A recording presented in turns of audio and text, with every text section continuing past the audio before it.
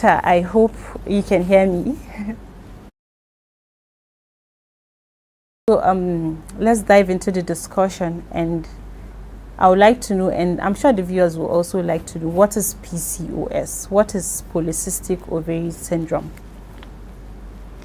Okay, good afternoon everyone. So PCOS is one of the endocrine disorder, and when we say endocrine, it means there is a problem with the balance of the hormones in the female reproductive system. Okay. So with PCOS, it is the most common endocrine disorder of the female reproductive system. It involves chronic, that is a long time, woman will stay for a long time without ovulating. And those ovaries now will become cystic, because at every cycle there tends to be recruitment of the ovaries, the ovum itself. But before it reaches maturity, there is this hormone that is supposed to be enough for the ovulation to occur, which is not. So in the long run, it will just remain like a cyst. So this happens over a long time.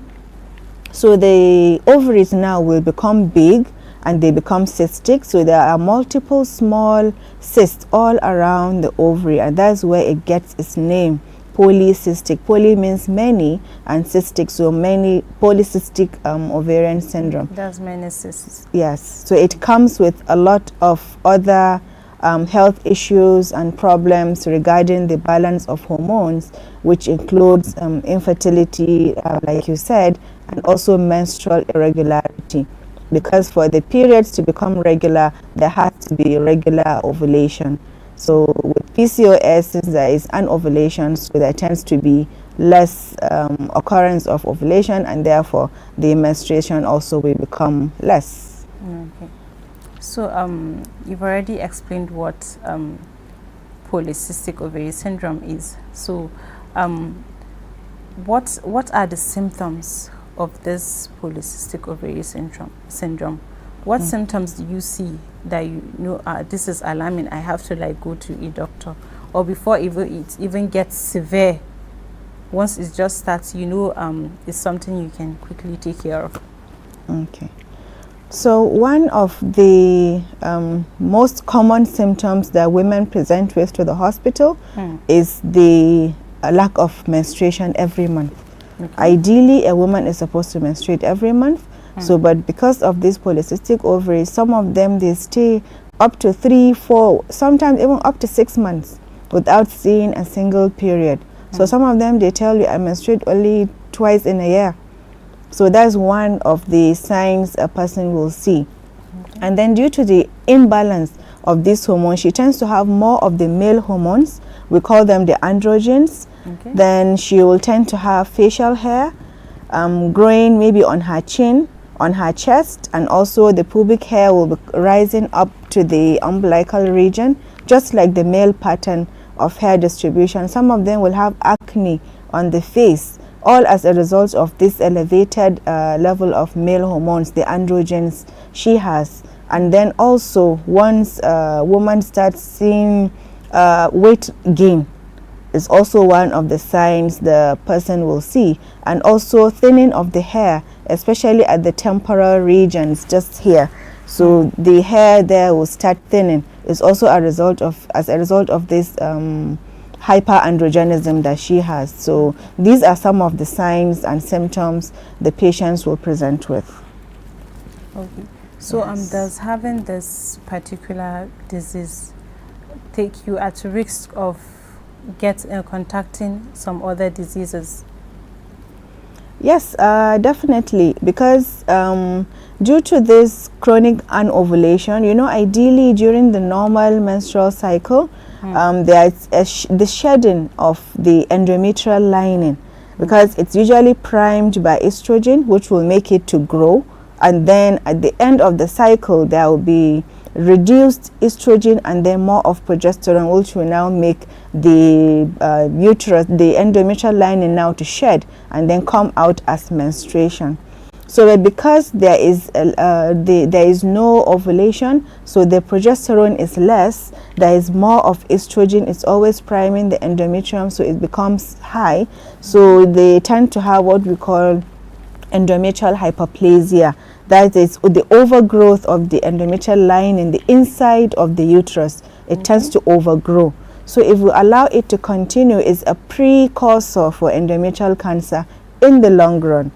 And then sometimes because of this exposure as well to obesity, some of them they gain weight, so much weight in a short period of time. And obesity is also a risk factor for so many diseases like high cholesterol in the blood, which can lead to high blood pressure, which is a risk factor for even heart disease, ischemic heart diseases like heart attacks and the rest in the long run. And then there are also, because sometimes they come with insulin resistance because of the the receptor for insulin. They tend to be less sensitive to insulin, so the body, in order to cater for the excess glucose, is tend to secrete a lot of insulin in the blood. So in the long run, because of this insulin resistance, they are at risk of developing diabetes mellitus in the long run. So some of them, even after treatment, when they get pregnant, you see they tend to have gestational diabetes during pregnancy, but most times it's reversible. Okay. So yes. I think we'll be moving to infertility, how it plays a role to infertility. Okay. So for PCOS, like I told you, in the normal menstrual cycle, a woman would ovulate, and then 2 weeks later, if she doesn't become pregnant, she will menstruate.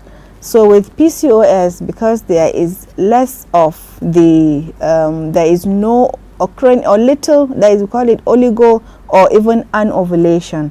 She ovulates maybe once, twice, or 3 times in a year at most.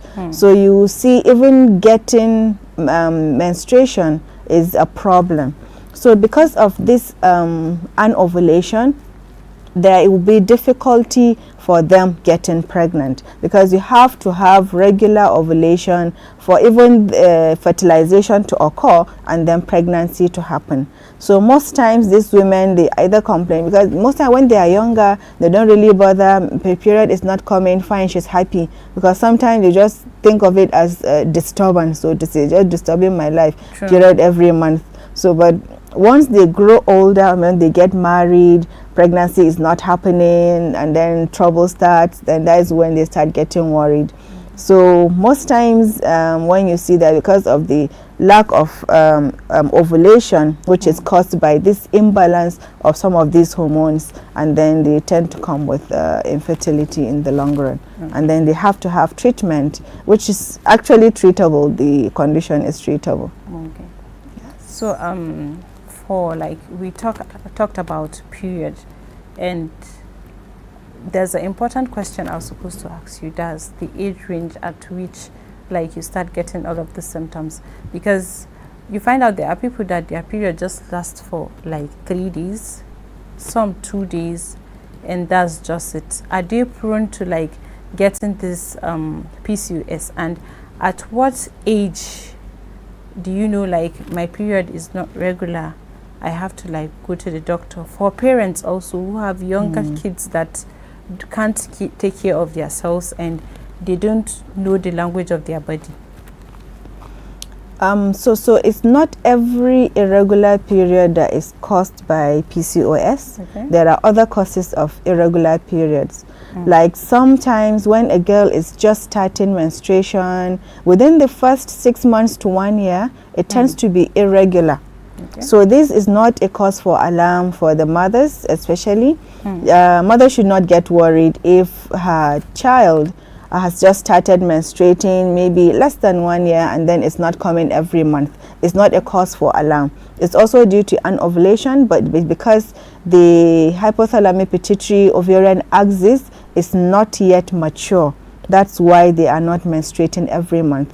So but mostly within a year or 2 after the start of menstruation, it usually normalizes. By the time the axis becomes mature, they'll be able to establish regular normal menstruation. So that is not a cause for alarm.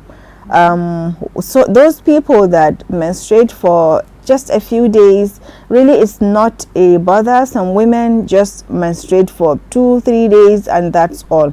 So as long as it is coming every month, it's not also a cause for alarm, because every woman is different. The physiologies are different.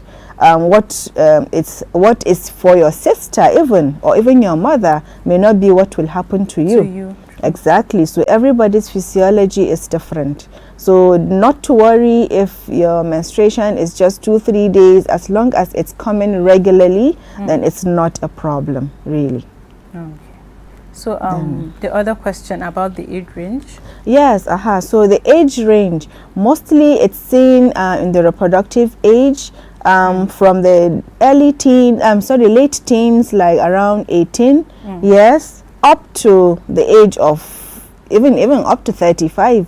Some women do come down with it late, before they were having normal menses, then all of a sudden they gain weight, and then this happens. So that's one of the causes. So from age from 18 up to 35 years, those women in their own prime of reproductive age, they're all prone to getting PCOS. Okay. So on that note, we'll be going on a short break. When we are back, then we continue with our discussion. Stay tuned. Okay.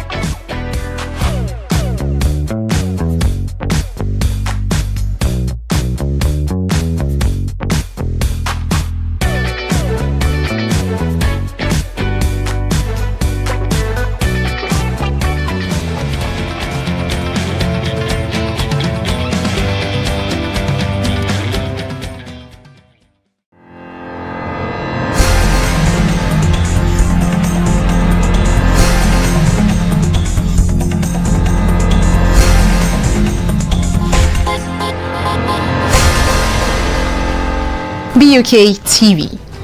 The station is presently located on Natchcomsat, satellite parameter 42.5 East, channel 12725, symbol rate 1500, on vertical polarization and satellite border 7 angle, 26-degree E frequency, 11010 polarization, vertical symbol rate 27500.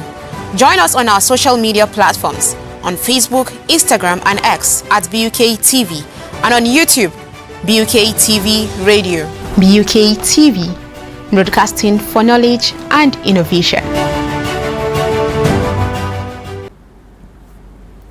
Welcome back from the short break we took, and I hope you all stood up to take a cup of water before we continue with the discussion.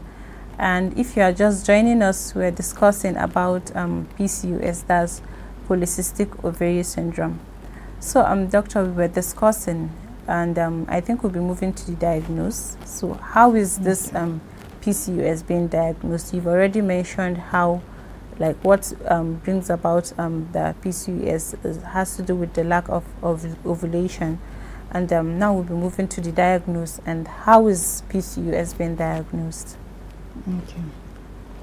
So, like I said earlier, it usually starts with the signs and symptoms. Okay. Women would be having irregular menstruation, maybe only 2 or 3 times in a year, and then she would come with some features of hyperandrogenism, like the excess of the male hormones in her system, like the thinning of the hair.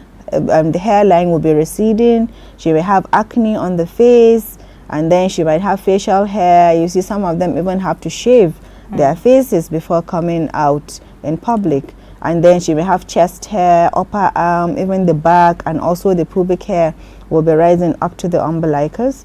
And then most of them will come with weight gain.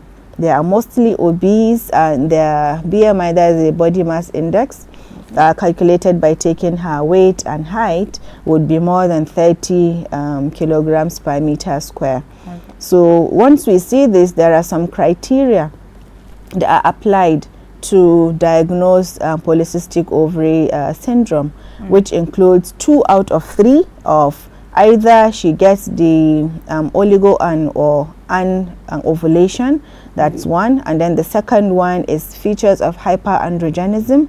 And then the third one is seen by ultrasound scan. When we do it, look at the ovaries, and then you see there are about 12 or more cysts lined around the periphery of the ovary, and then the ovarian volume would be more than 10 millimeters cube. So that one will show you that if you have any 2 out of these 3 signs, it's diagnostic of PCOS. Okay. There are other biochemical parameters that you do after taking the blood sample. Of course, you check there are some hormones. We do the luteinizing hormone and the follicle stimulating hormone. So on a normal day, we have a balance of either 1:1, or maybe the follicle stimulating will be more than the LH, that's the luteinizing hormone. But in PCOS, it is reversed. Even though this is not, it's just suggestive, it's not diagnostic, but it's suggestive that you see there is more of LH, because LH is the hormone that will stimulate the ovary to produce those male hormones, the androgens I was talking about. So there will be more of the LH than the FSH. So the ratio is reversed. You see, like it will be 2:1 of the LH and FSH ratio. Then you also see signs of insulin resistance in the body, and there are some tests that you can do to test for insulin resistance. When you do this, then it's also indicating that probably this woman has PCOS. So if you combine the signs, the symptoms, the ultrasound findings, and then the biochemical parameters, then you should be able to arrive at the diagnosis of PCOS, combining all these parameters. So saying that PCOS has to do with hormonal imbalance. Yes. Let me use that word. So what role does it play in our mental health? Okay. You see, mental health is very, very important. Sure. Some of these women are married. Even the ones that are not married, they are under a lot of pressure. True. Because you see your parents, your friends, your peers, they're all having their normal menstrual cycles, going around their activities, and then all of a sudden you have gained weight, you can't fit into your clothes anymore. So they tend to be under a lot of pressure, and then maybe when the ones that are married, they're under pressure to have babies, and then it's just not happening.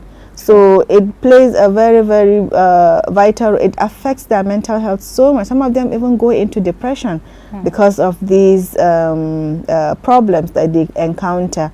So it's something that needs to be taken care of very, very sensitively. We should also involve maybe some psychiatrists or psychologists to give counseling to these women, because they need to know they are not in it alone, and they can also form support groups for themselves. It helps a lot to boost their confidence, and also they should know that there is some empathy even from the public. A woman does not just prevent herself from getting pregnant. She wants to, but the body, the physiology is just not agreeing. So it's not entirely her fault. So she shouldn't be put under so much pressure and scrutiny just because she's not having a baby. So PCOS tends to affect a lot of women and making them have a lot of mental issues that really people need to be aware of, and also be empathetic when dealing with such women. So, we have this thing within us women, when you're going through something, and we have this attachment to our close friends, that when your friend comes and you're like, oh, I'm having these symptoms, and the symptoms you are having might not be for PCOS, and she's like, oh, you have PCOS, that's what it says. Once you have like this particular symptom, you have PCOS, so you have to like go to the, or you have to like, she won't even tell you to like go to the hospital. She just tell you like, you have to take so drug. She'll be your doctor for that day. You have to take so drugs, or she might even like be like, I have the medication. So doing that, because it's more of like self-medication. So in the process of doing that, can you like endanger yourself into like getting PCOS because you don't have it and you're taking medication for it? Self-medication is wrong, definitely. And like I said, it's not all menstrual irregularities that are due to PCOS. So whenever a person starts to feel some symptoms, or things are not just going the way they are you are used to, or they are not going the way you want them to, don't always say you want to do self-medication, because honestly it's dangerous. True. Some of the drugs we use for the treatment of PCOS can have terrible side effects that might actually give a person a disease that they don't even have, and all as a result of trying to get the treatment from somebody that is not qualified. So as a matter of fact, that every time anyone has any symptom, please, they should not do self-medication, because some of the drugs are dangerous and they can also cause terrible side effects that can actually affect their health in the long run. So as much as possible, try to visit a health facility to lay your complaint, so that you get an appropriate diagnosis and also the correct treatment for your disease. It's not always the solution to just take any medication somebody offers you just because you have similar symptoms with that person. It's not ideal. On that note, you also mentioned about the obesity, yes, which has to do with like, obesity has to do with like eating a lot, and from that you can drive that it has to do with what we eat. So how does what we eat plays a role in you getting PCOS, having that irregularity? Okay. So PCOS, of course, most of the, like over 80% of the women with PCOS are obese. So most times the obesity, they may tell you, I don't eat much, it's not the quantity you eat, it's what you eat, it's the quality of what we eat. Here we have our majorly, the diet we have is a carbohydrate major. So, and carbs, they are the worst enemy for anybody that has PCOS, because whatever carb you eat, your body will store it.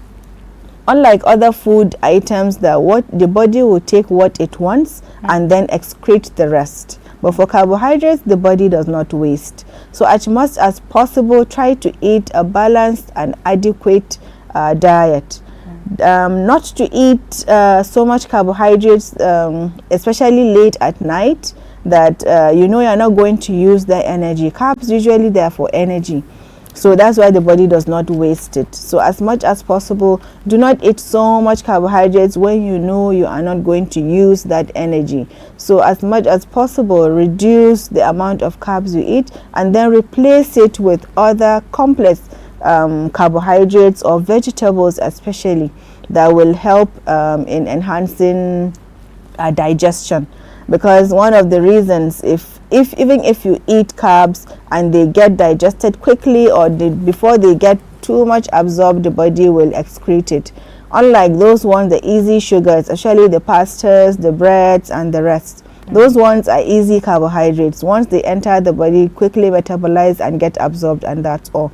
So but if you eat complex carbohydrates, those ones that have a lot of fiber in them, That's where you get a lot of benefit, because one, it will keep the bowels regular, and then also the body will take what it wants, and because they are complex, it takes time to break them down. So the body even uses energy to break them down. So you see, it helps to reduce the amount that the body will store in the long run. So mostly we advise patients with PCOS not just to reduce, not that you will not take carbohydrates, because they're essential for the body for energy, and the brain especially uses only glucose to metabolize, and you need a lot of brain power to do some of the works we do. So as much as possible, try to balance it with more complex carbohydrates, vegetables especially, and then also vitamins and minerals, which will help in the long run. Fatty foods are a bit controversial, because some women, actually with PCOS, there is this type of diet that when they do, it helps in making them to lose weight, actually, because they are cutting down. It's a low carb, high fat diet, but in the long run it has been shown to be somehow not very good for the heart, because they are loading up on a lot of fat, which is not actually good. But because they are used less carbohydrates, the body will use that fat, break it down for energy. So if you do the low carb, high fat diet, it tends to work for women with PCOS, because they find it very difficult to lose weight on diet alone. So they have to add another regimen, there's an exercise component, to help them to increase their metabolic rate and also help in losing weight in the long run. So we'll be moving down to treatment. How is this PCOS treated? Okay, so PCOS, like I said, is an endocrine disorder. So you need a multidisciplinary approach when we are treating it.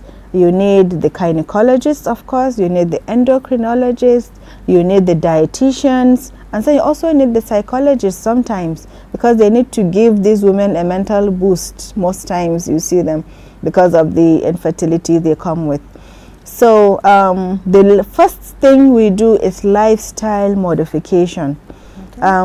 People now are a bit lazy. We don't like exercising. Everywhere we are going from here to here, we have to take, we take transport, be it a car, if you have a car, or motorcycle or tricycle, wherever you are going. So the first thing is lifestyle modification. I've already talked about the diet modification. You need to reduce the carbohydrates you take. Don't cut them off completely, but just reduce the amount you take, and then also add in vegetables especially, and also fruits. They tend to help a lot with digestion, and also improving the metabolic rate, so that the body will be able to use those energies that you are consuming. Then exercise, very, very important. Sometimes in the beginning it might feel difficult, it might feel, no, I can't do it, but just find a motivation. Some people like walking, some like jogging, some like cycling, some like swimming. So choose what works for you, what will be something you can be consistent on, because what it needs is just not to do it for 2 weeks and give up. No, it will not work that way. You need to at least exercise for most days, at least, even if it is 30 minutes every day, or even most days of the week. You can do alternate days, you can do 3 times a week. It doesn't matter, just be consistent. That's the major part. And you see, sometimes with just a little weight loss, even 5% of the body's weight, and then the whole system will reset itself. In fact, the patient will be shocked. I've had a patient like that. She just lost a little weight. The next thing, she's pregnant. Everybody was happy. So as much as possible, combine diet with exercise. Dieting is difficult because of all the temptations. Every corner you go in, there is junk food around town now. Before, it was very difficult to find, but now every corner of this town you go, there is somebody selling junk food. Yes, we take it exactly. daily. So we eat a lot of junk, and those junk, they're just empty calories. So now the temptation is so much. So, but if you know, probably you live maybe a kilometer or two away from the junk food, and you really want it, walk. Don't take your car or anything. Walk to that place. At least you've done some exercise for that day. So it will help at least. So that's one, lifestyle modification, diet and exercise. Then the next thing is the insulin sensitizer. I told you they have insulin resistance. So we do use insulin sensitizers. There are some drugs that we use to help the body to recognize the insulin it has. The receptors for insulin will be more active, so that the body will be able to absorb the excess glucose it has without secreting more of the insulin, because insulin itself is an anabolic hormone, and it helps in depositing fat where we don't want it, especially around the hip area, because most of them, the obesity they have is a truncal obesity. You see it from the shoulder area, the upper arms, and also up to the thighs. Once you see them, the hands, you see the hands are not that fat, but the body is. So that's where insulin plays a role in depositing fat in those areas. So insulin sensitizers are the drugs mostly that we use, and then we use some also to help in balancing the hormones and also establish ovulation, especially for those women that are infertile and they're looking for pregnancy. We tend to do ovulation induction for them after causing withdrawal bleeding with some progestins, because I've told you there's less progesterone in the second half of the cycle, and that's why they are not seeing their periods regularly. So we tend to give them supplemental hormones, the progesterones, so that they'll be able to at least have a withdrawal bleeding. And then with the withdrawal bleeding, it will just mimic the normal cycle, and then we'll give them ovulation induction agents. That are some of the drugs we use, and then to tend to establish ovulation, and that will help boost their fertility. And then one thing I need to mention here, it's not just after one cycle of treatment and then you are not pregnant and then somebody will just give up. No. With every cycle, there's just about 20 to 25% chance of getting pregnant. So even if you don't get pregnant in this cycle, you don't need to worry about it. Just continue what they're doing, and then hopefully in the next cycle, or even in the third or fourth cycle, you usually see success. But just because for those ones that are not ready for a pregnancy yet, maybe those ones that are not married or the late teens, they just want to have a regular cycle, there are also another drug that we give them to help them establish a normal cycle, and also help with the signal functions of the ovaries. The imbalance of the hormones will now become balanced because of these drugs that we give them. It will just mimic the normal cycle that we give. So after giving them these drugs, then usually they tend to get better. But you know, for every disease there are some exceptions. So those ones that do not do well on the medications we give them, either the insulin sensitizers or those ones that will cause a regular cycle, even the ovulation induction, maybe they have a resistance, because some of these women tend to have resistance to the drugs that we give them. Okay. So if that's the case, then we opt for surgery. It can be open or even laparoscopic surgery. The ones we do endoscopy, just make a small incision and then put in a camera into the abdomen, and then we can do what we call the ovarian drilling. Okay, we just doctor, sorry I cut you short. Okay. I think we need to go on a short break. When we get back, then we continue from the theater part of the show.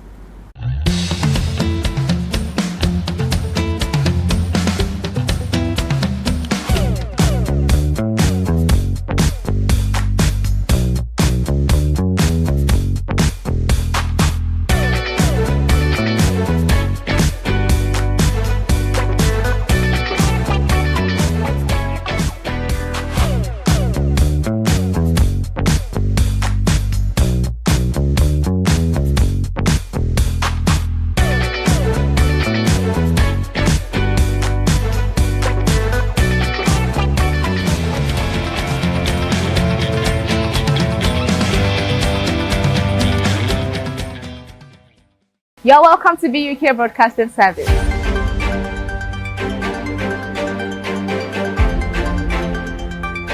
BUK TV. BUK TV. Ci gaba da kallon BUK Television. BUK TV. BUK TV. Ku ci gaba da kallon BUK TV. Ci gaba da kallon BUK TV a kowane lokaci domin ilmantarwa. BUK TV. Welcome to BUK Radio.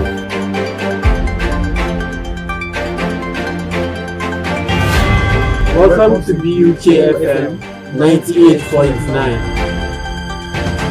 BUK TV. Ci gaba da kallon BUK TV. Jama'a ku ci gaba da kallon BUK TV.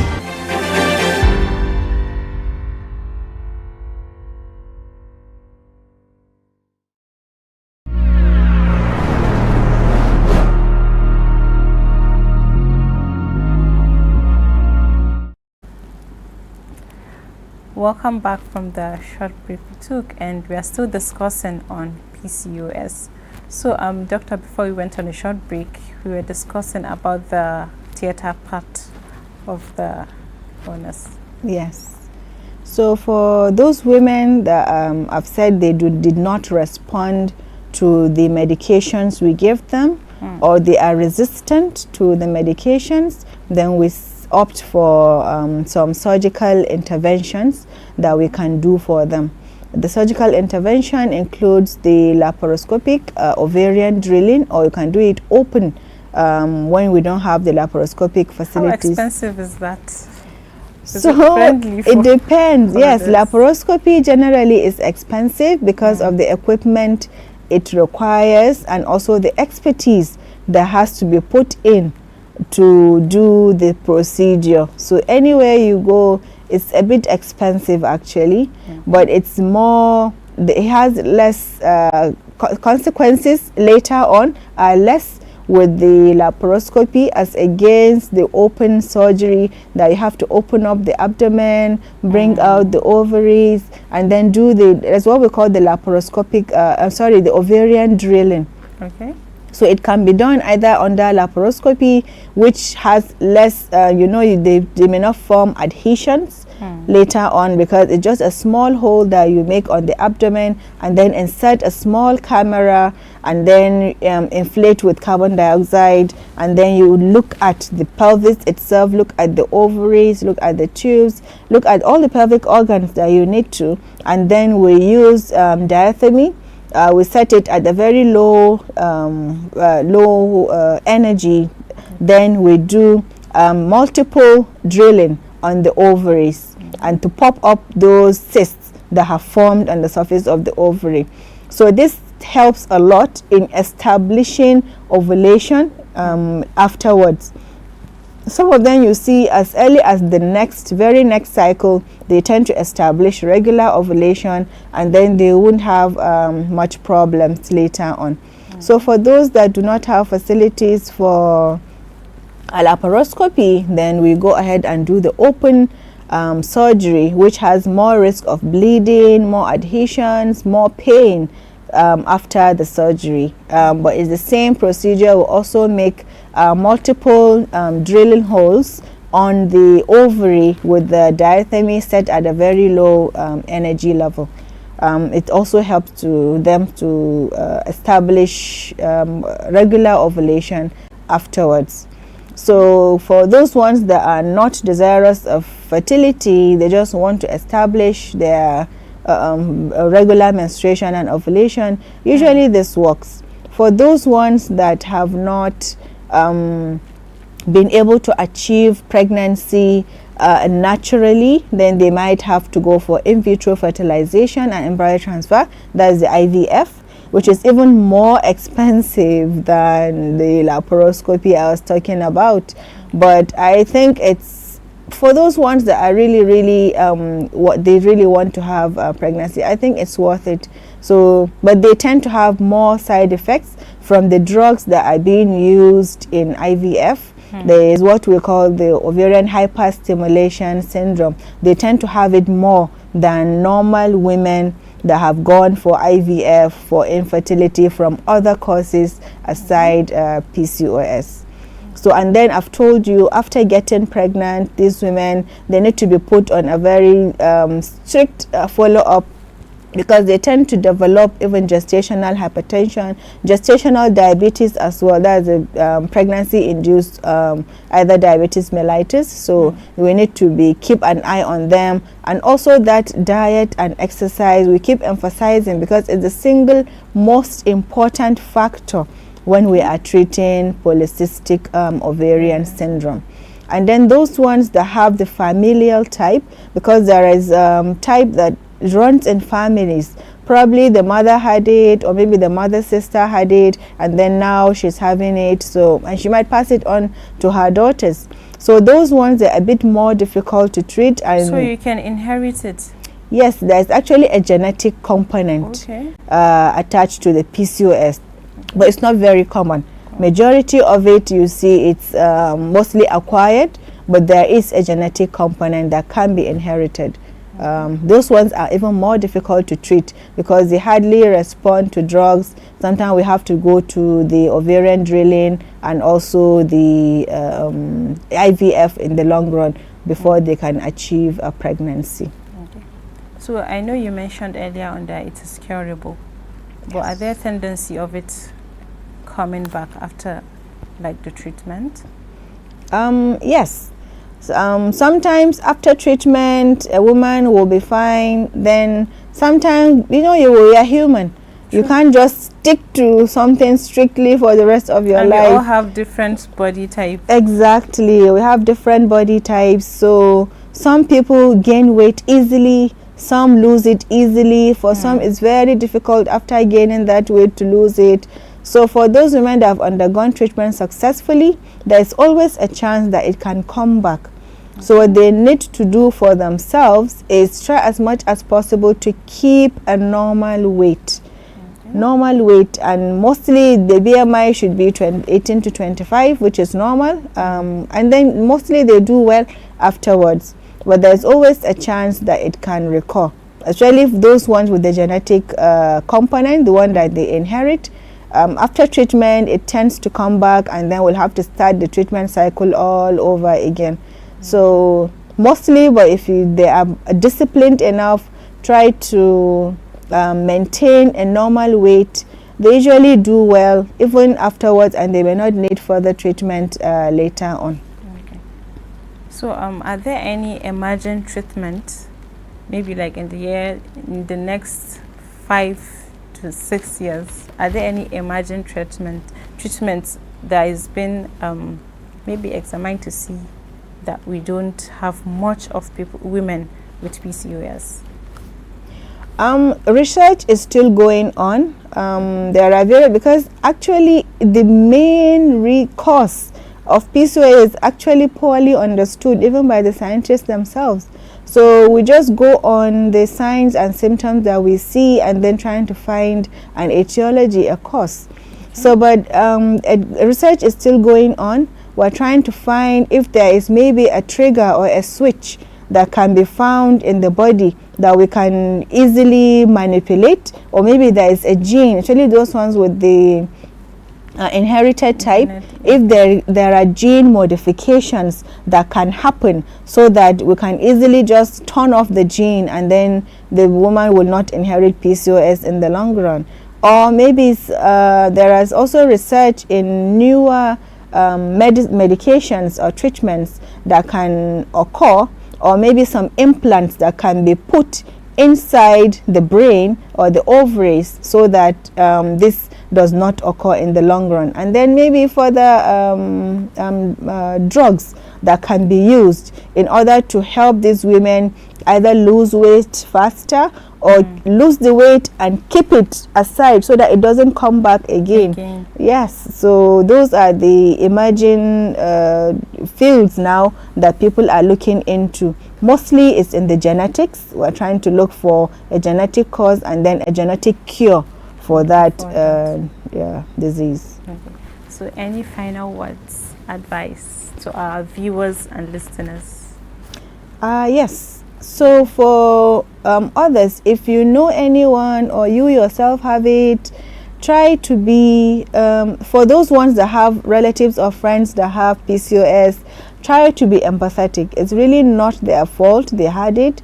It's not their fault they are gaining weight. It's not their fault they cannot lose the weight. So try to be empathetic. Do not judge them, because they are under a lot of stress that you cannot imagine.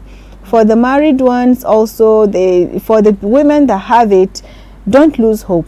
Always, as much as possible, try to follow the doctor's orders, because many times once they start trying treatment cycles, it fails the first time, fails the second time, they just give up and they don't come back again. So be patient in your treatment, and also trust whoever is giving you the treatment. I'm sure they know what they're doing, and hopefully you will all be having your steady state of health, and inshallah will not be having this much problems. Inshallah. So I hope you had all the explanation she did. You had the symptoms. Once you see you have all those hair growing, you have irregular period, you don't ovulate, you experience all of those symptoms she mentioned, you need to like go to the doctor to be sure that you have it first before like moving forward to the treatment. And this brings us to the end of today's episode on Health is Wealth. My name is Zara Rufai Musa, and I'm saying bye for now.